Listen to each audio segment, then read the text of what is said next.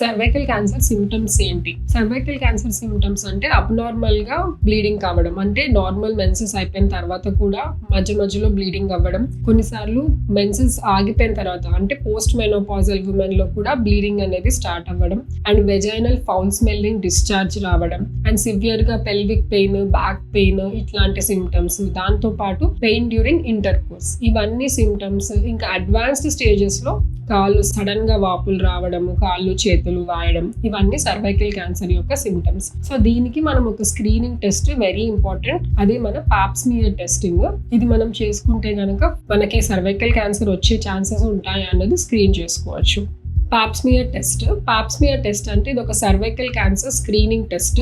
ఇది ఎవరెవరిలో చేయాలి అంటే 25 years నుంచి 65 years ఉన్న విమెన్ మధ్యలో వాళ్ళకి ఎవ్రీ 3 years మనం ఈ టెస్ట్ చేస్తాము.